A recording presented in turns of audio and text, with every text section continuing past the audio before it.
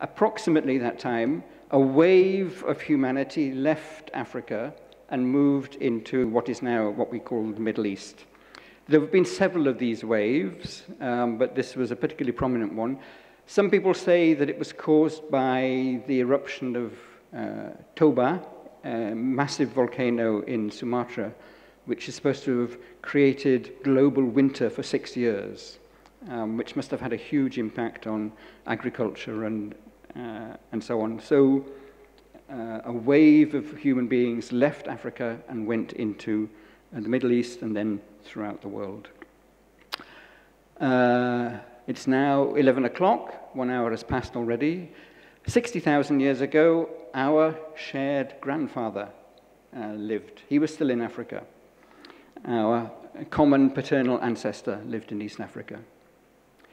11:15, about 50 to 45,000 years ago, sapiens, Homo sapiens, us, human beings, reached Southeast Asia for the first time, and Papua and Australia. So they got there pretty quickly. They got to Australia much more quickly than they got to Europe. It's now 25 to 12, 30,000 to 25,000 years ago. Some people say that we began to use language at that point. I'm not going to push that too hard. It's difficult to believe that all that other movement was going on without language. But anyway. And the first wave of humanity reached Europe after the Ice Age melted. So Europe could be entered for the first time. It's 11:45, and 16,000 years ago, sapiens entered America through the north, through Siberia and Alaska. Now it's 10 to 12. It's 10 to 12, and 12,000 years ago, agriculture began to develop in Anatolia, where Turkey is now, and Iran, and the Australo-Melanesians entered Indonesia for the first time. Now it's 10 to 12, 10,000 years ago, human beings reached Tierra del Fuego, right at the bottom of America. So they crossed from Siberia to Alaska and traveled right the whole length of America and got to the bottom 10,000 years ago.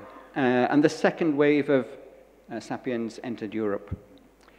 5 to 12, 5,000 years ago, the third wave of human beings entered Europe. Possibly, it's thought, bringing the Proto-Indo-European language with them. And there's the first evidence of writing, Sumerian language writing in the Middle East. Now it's getting very near to 12 o'clock, 11:56. 4,000 years ago, there is evidence of the Greek, Anatolian, Austronesian, and Indo-Iranian languages already beginning to appear. And the Austronesians arrived in Indonesia. Just two minutes to go. 2,000 years ago, the Roman Empire covered most of Europe, and the Han Empire existed in East Asia. 11:58 and 30 seconds. 1,500 years ago, the Welsh language existed. My parents, my mother's language. 11:58 and 48 seconds, just a few seconds left. 1,200 years ago, there is written evidence of the Javanese language in Indonesia. And Anglo-Saxon Old English made an appearance rather late. And now, with 30 seconds to go, 500 years ago, modern English appeared on the scene. Quite a recent arrival. And with 10 seconds to go, between 400 and 150 years ago, one of the modern large-scale evidence features of mobility took place, the transshipment of 13 million slaves from Africa to America. And here we are today, 12 o'clock. So that's a rapid rush through 120,000 years of human mobility. And this map shows, the blue lines show the routes of the male chromosome throughout the world, beginning in East Africa and going all over the world, and then the brown lines show the roots of the empty DNA carried by women. So we can see how complicated it is, and the research is still going on. This is not complete. I see that Madagascar is not there. In fact, people came from Indonesia to Madagascar, and New Zealand has not been populated yet, and Hawaii in the middle of the Pacific Ocean. But anyway, it gives you an idea of the complexity of human mobility, how complicated things are. So, in all of this, what about language?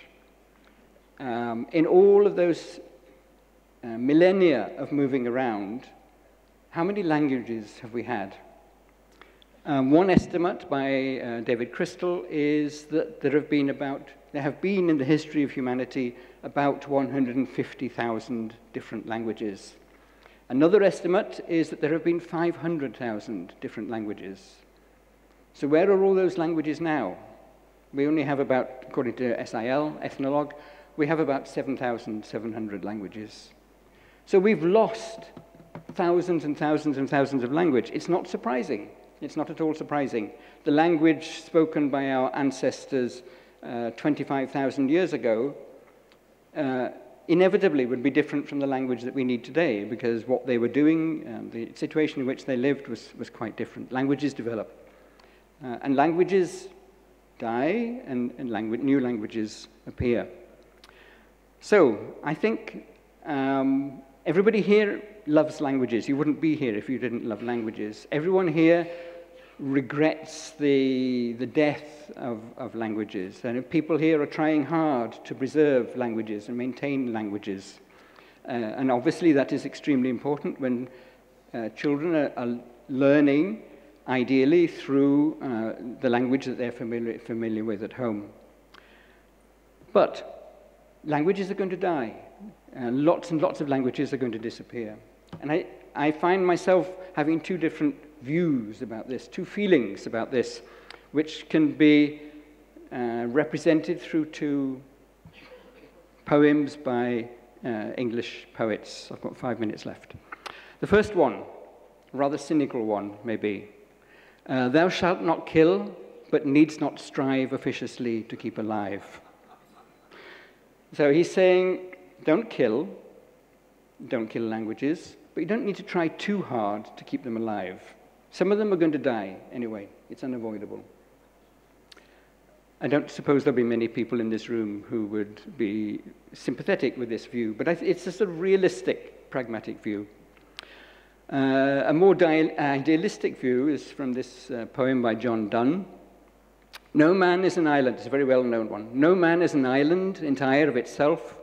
Every man is a piece of the continent, a part of the main. If a clod be washed away by the sea, Europe is the less, as well as if a promontory were, as well as if a manner of thy friends or of thine own were.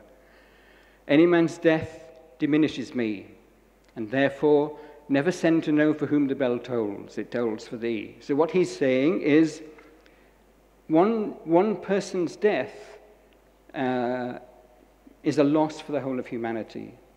And so one language lost is a loss for humanity as well. So I think these two quotations summarize the views that we may have of the fact that in our history of moving around the world, we've lost languages. It's a shame. We've lost something. We don't know what those languages are like, but it's inevitable. But we keep some languages, and they all contribute to what we are as human beings. So, some questions and some conclusions. It seems to me that this long-term retrospective view enables us to look at our present situation with a different perspective. During this conference, we're going to hear about all sorts of experiences of human mobility, refugees and asylum seekers and urbanization and so on. But we shouldn't forget that this is not something new. This has been going on for millennia. Something else that we've learned is we all derive from a common mother, a common grandmother. who lived around 120,000 years ago. And we're all descended from a common father who lived about 60,000 years ago. We're all related. Something else that is very clear from DNA analysis is that race has no biological foundation. Because we're all so mixed, if you analyze your DNA, you've got all sorts of things, all sorts of different ancestry mixed in you. There is no one who is pure anything. It's a myth. And languages come and go. Humans have always been on the move, as I said. We're always moving. We've always moved, and we're going to carry on moving. Governments can't stop it.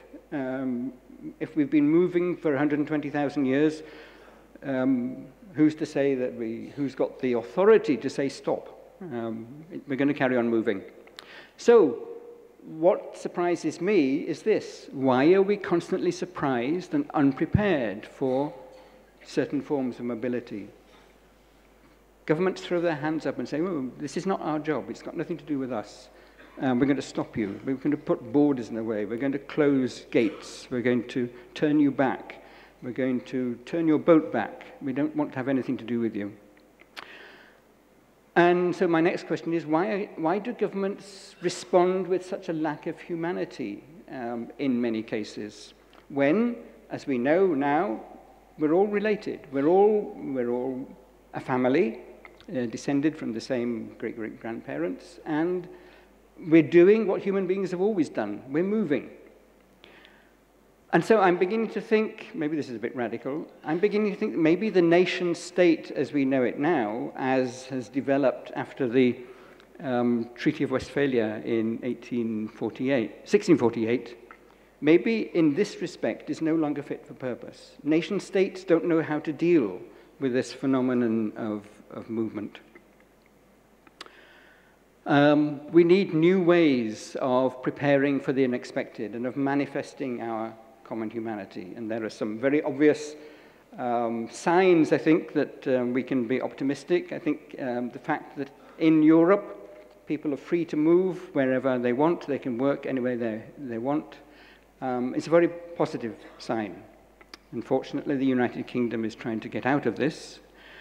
3 parts of the world share currencies already. West Africa has the CFA, Central Africa has a CFA, and Europe has a common currency. These are, I think, positive things which are helping us to get together, to move around freely. And of course, the United Nations and all of its agencies are doing their best to facilitate this. Okay, the very last thing I'm going to say is I want to tell you about me. When I knew that I was going to be coming to do this conference, to do this presentation, I decided to have my own DNA tested. It's very easy. You take a swab from inside your cheek and you send it off to a laboratory which does this. I did it twice, once to a laboratory in the UK and another one to the US. One charged me $96, the other one charged me $400. It's not cheap, but I love the Language and Development Conferences so much, it doesn't matter. The results came back. They weren't identical, but they were pretty similar. The first thing that I found is that from my autosomal DNA, all of my ancestors since about 1800, so the narrative in our family is that we're 75% Welsh and 25% English. What the DNA analysis tells us is that 89% of our DNA comes from the British Isles, not defined more narrowly than that. Surprisingly, 11% of me, somewhere, comes from Western Central Europe, a sort of band from Belgium eastwards to Austria. There are people who have a similar DNA to me. And a trace, under 1% of me, comes from Southeast Europe. So I'm actually Macedonian somewhere, or Montenegrin, or Greek. Now, my mother's mtDNA. This is amazing.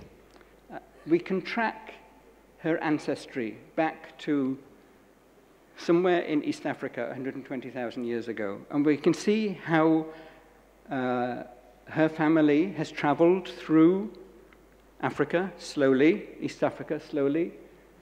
80,000 years ago, they were still in East Africa, but a bit further north. 70,000 years ago, they were somewhere in where North Sudan is now. 50,000 years ago, they just crossed from Egypt into Palestine or somewhere like that. 30,000 years ago, they'd got to Turkey, and then they divided. One group went north to Scandinavia, and the other group went to Iberia, Spain and Portugal. And I think there is evidence that it's the people from Spain who traveled up the west coast of Europe and settled in the UK, as it is now. That's my mother's ancestry. And my father's ancestry, also starting in the same place, but more recently, 60,000 years ago in East Africa, traveling slowly, more slowly than my mother's family, through East Africa, and then crossed into what is now Saudi Arabia at a more southerly point, 45,000 years ago, entered Europe 25,000 years ago, and ran quite rapidly through, through Europe, and reached west of Europe about 25,000 years ago. I'm excited by this. I didn't know this before. But it makes me think, so what am I? I've always thought I'm mostly Welsh and a bit of English, but I'm all of these things as well. If I talk about my homeland, my motherland or my fatherland, it's not just Wales, it's Palestine, it's Eastern Europe, it's Africa, it's everywhere. So I have to rethink what I am. And I think this is where I really come from. This is the plains of East Africa.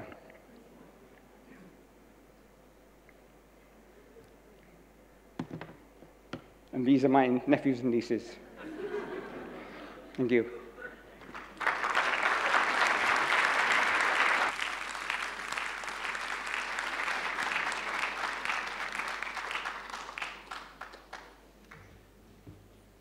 Thank you so much. This has been literally a journey through history and through the world.